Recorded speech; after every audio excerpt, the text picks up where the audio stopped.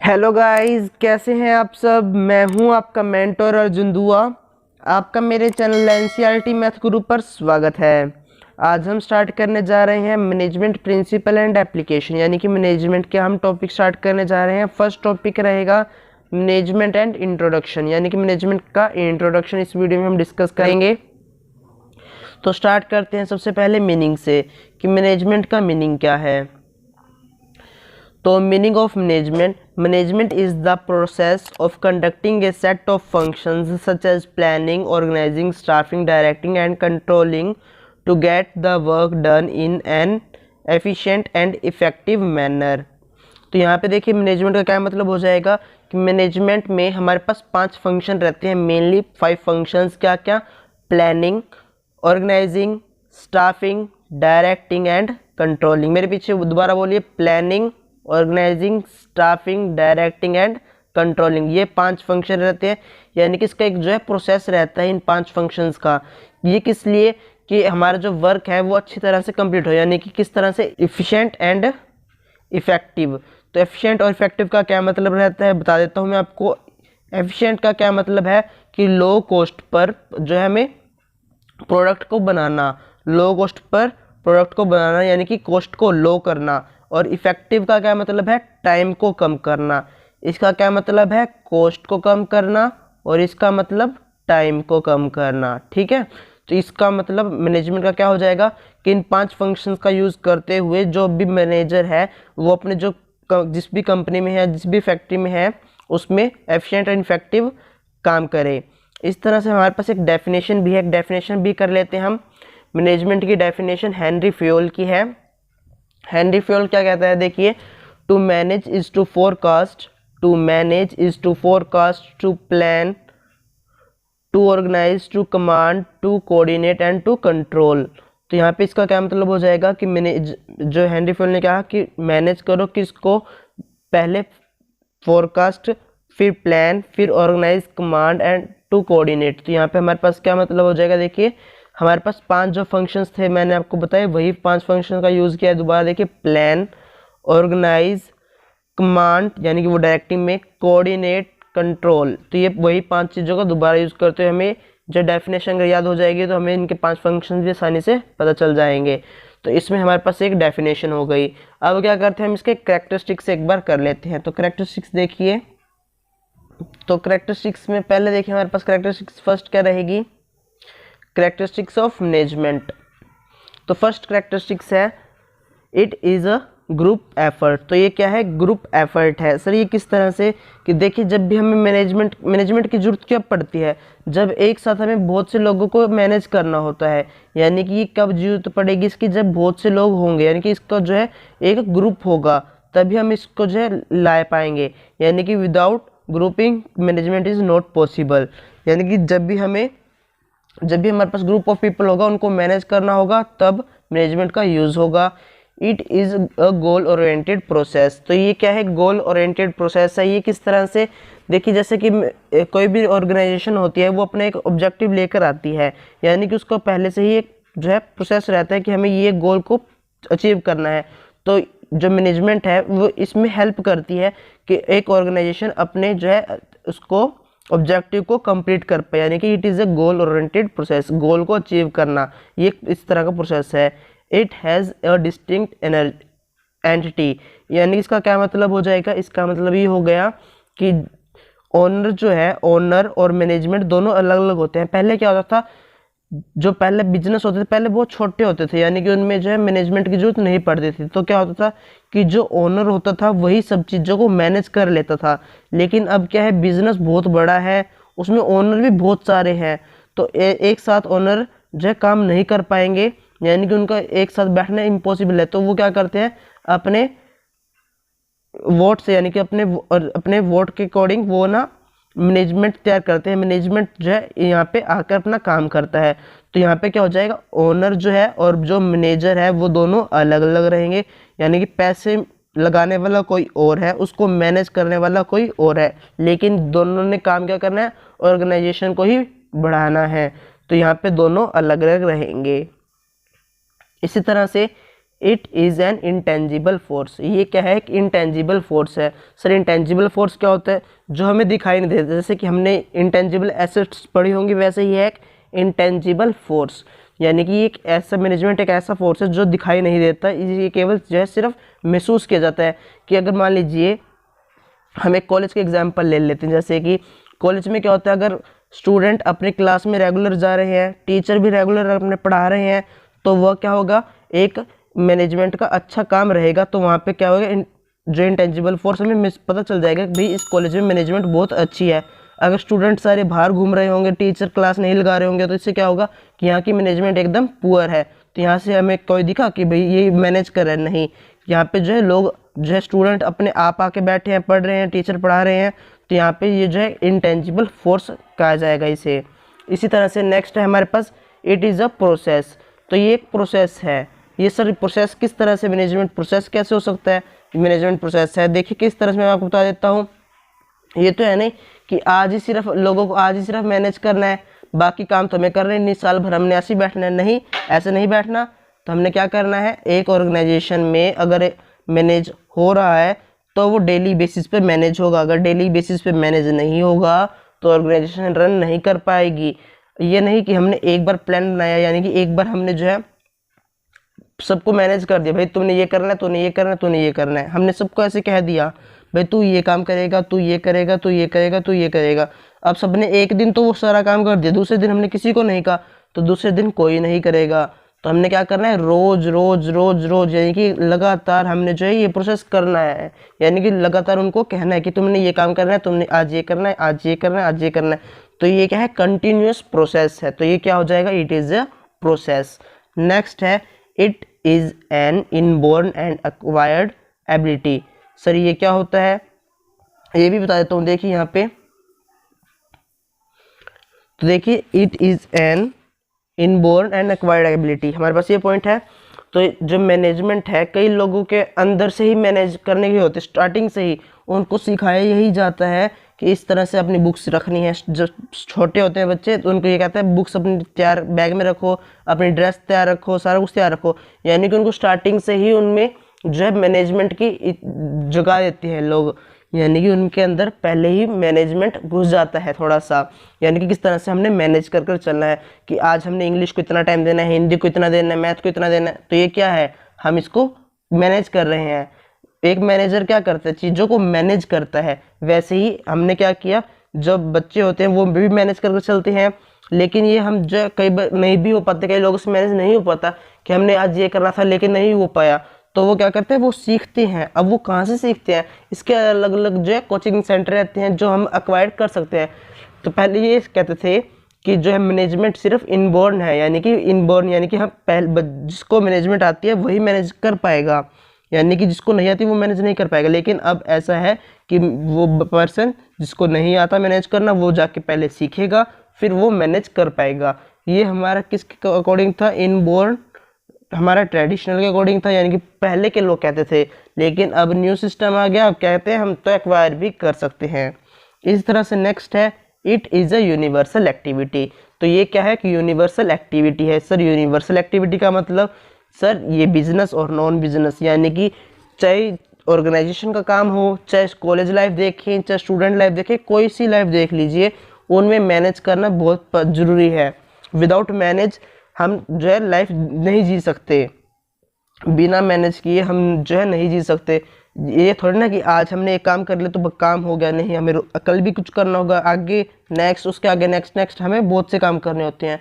तो बिजनेस और non business दोनों में ही, यानी कि कोई भी बिजनेस लगा लीजिए, कोई भी नॉन बिजनेस यानी कि बाकी बिजनेस को छोड़ जितना भी कुछ है, सब में ये एक्टिविटी जरूरी है।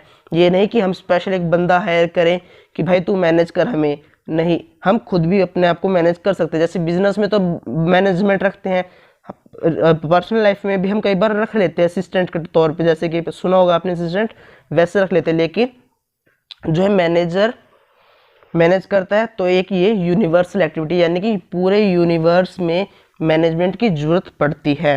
It is multi disciplinary, sir इसका क्या मतलब होता है ये भी बता दीजिए सर, ये तो बहुत कन्फ्यूजन वाला शब्द है सर, ये पल्ले नहीं पड़ता।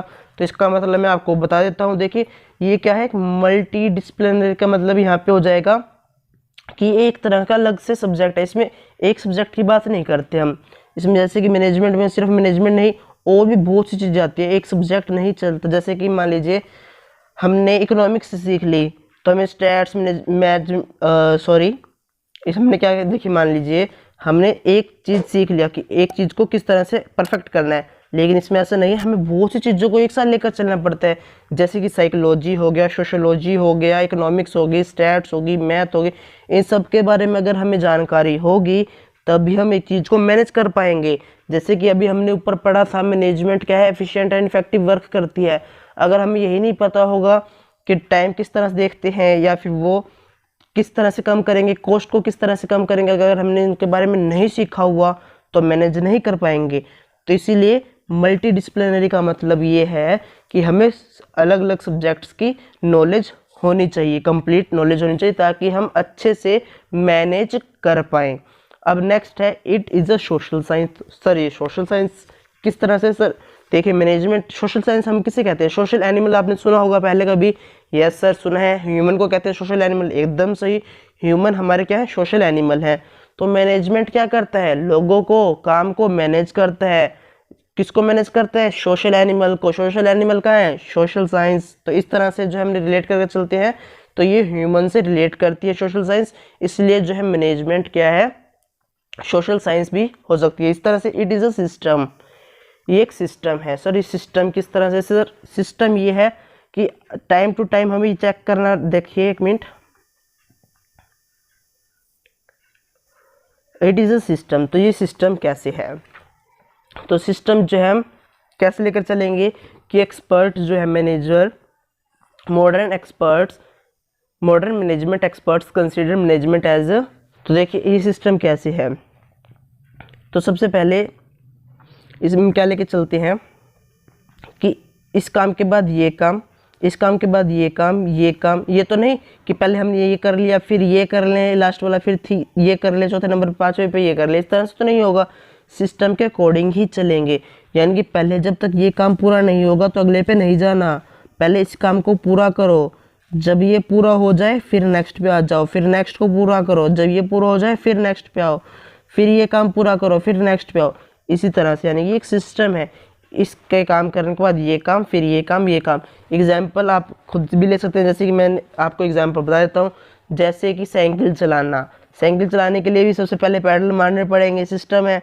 पैडल मारो तभी साइकिल चलेगी, हैंडल उसका सीधा पकड़ो तभी चलेगी, यानी कि ये सब इसके सिस्टम्स हो गए, यानी कि एक के बाद एक प्रोसेस, एक के बाद एक चीज़ होती रहेगी। तो इसके हम जो है सिस्टम कह सकते हैं, इसके और भी पार्ट्स बन सकते हैं, जैसे कि डिपार्टमेंट में इसके सब डिपार्टमेंट, जैसे वर्क के सब वर्क, यानी कि एक काम को पूरा करना है, किस तरह करेंगे भाई, इसके अलग अलग पार्ट्स बना दो। तो पहले ये काम पूरा कर लेंगे, ये कर लेंगे, ये कर लेंगे, ये कर लेंगे, ये कर लेंगे का मतलब ये सिस्टम होगा, यानी कि पहले ये काम फिर ये फिर ये, इस तरह से चलना है। इस तरह से नेक्स्ट है हमारे पास, इसमें डायनेमिक सिस्टम है। डायनेमिक सिस्टम कैसे? यानी कि ये जो है डायनेमिक का मतलब होता है अनसर्टेन, जो जैसे कि फ्यूचर अनसर्टेन है वैसे ही ये क्या है, अनसर्टेन है। और जो मैनेजमेंट है वो सर्टेन चीज़ों पे रहती है, यानी कि अगर ये होगा तो अभी हम ये कर पाएंगे। तो ये कहता है कि मैनेजमेंट जो है वो डायनेमिक नेचर में भी जो है काम कर सकती है, यानी कि अगर जो हमारे पास फ्यूचर अगर अनसर्टेन भी तब भी हम थोड़ा सा अंदाज़ा लगाकर काम इस पर कर सकते हैं। इस तरह से नेक्स्ट है, इट इन्वॉल्व्स सोशल रिस्पॉन्सिबिलिटीज़। तो इसमें क्या है, सोशल रिस्पॉन्सिबिलिटीज़ इन्वॉल्व रहती है। मैनेजमेंट को ये नहीं कि सिर्फ अपना पैसा ही कमाना है, ऑर्गेनाइजेशन को ही ऊपर ले जाना है, नहीं, उसके साथ साथ उसकी और भी जो रिस्पॉन्सिबिलिटीज़ होती हैं कि हमें जो है सोसाइटी में हमें पोल्यूशन कम करना है, उनमें इंफ्रास्ट्रक्चर बढ़ाना है, एजुकेशन बढ़ानी है। ये जो है कि सोशल प्रॉफिट के साथ साथ सोशल रिस्पॉन्सिबिलिटीज़ भी रहती हैं। नेक्स्ट क्या है, इट इज़ अ प्रोफेशन।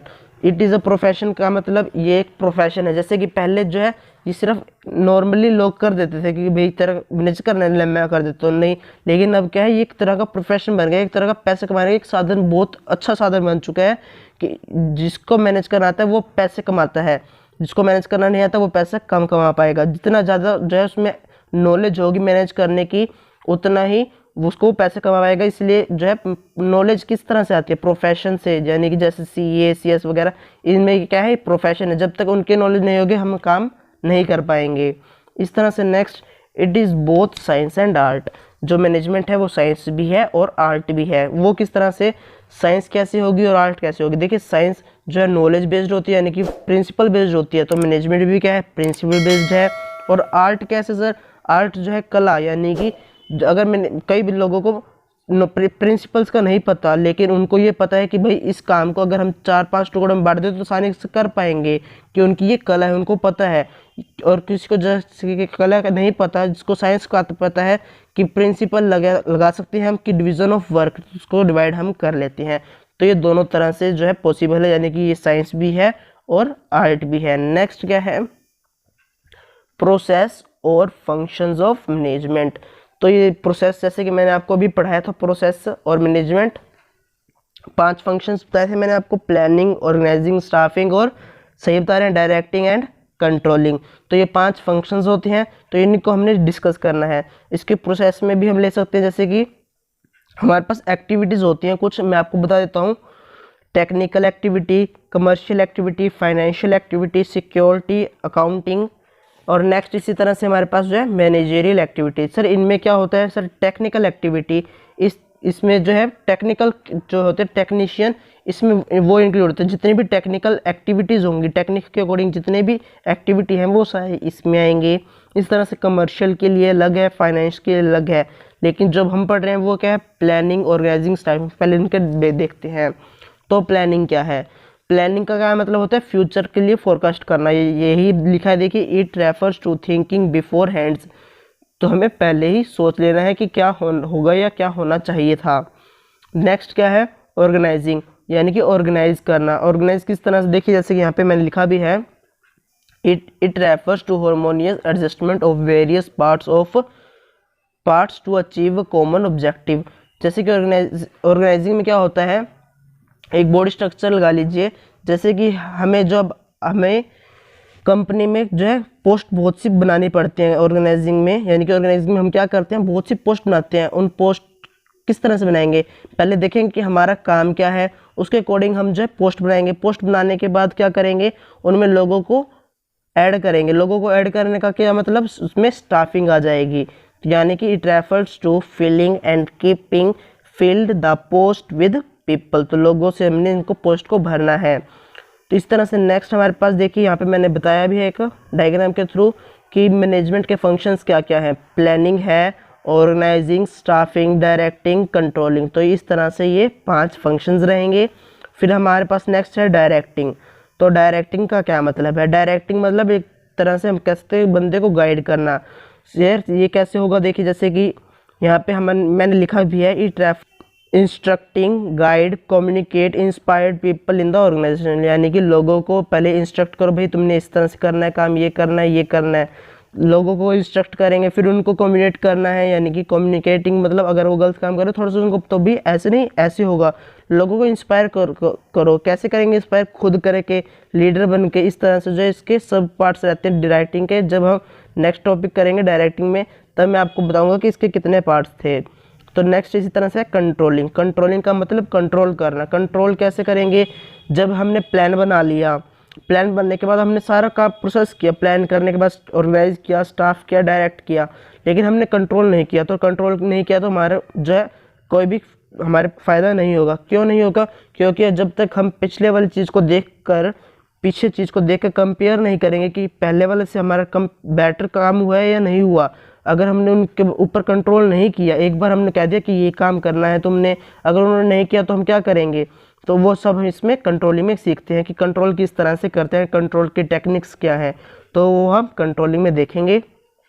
इस तरह से आज का टॉपिक जो है मैंने आपको क्या क्या करवाया, पहले मैनेजमेंट का मीनिंग, फिर नेचर और फिर इसका प्रोसेस। बाकी के जो टॉपिक है वो हम अगली वीडियो में करेंगे, जैसे कि कोऑर्डिनेशन क्या है वगैरह, उसके हम जो है नेक्स्ट वीडियो में करेंगे। अगर आपको वीडियो अच्छी लगे वीडियो को लाइक करें, दोस्तों को शेयर करें। अगर आप हमारे चैनल पर नए हैं चैनल को सब्सक्राइब कर ले, बेल आइकन को प्रेस कर ले, ताकि आपको मैनेजमेंट से रिलेटेड नए नए वीडियोज़ की नोटिफिकेशन सबसे पहले मिल जाएँ।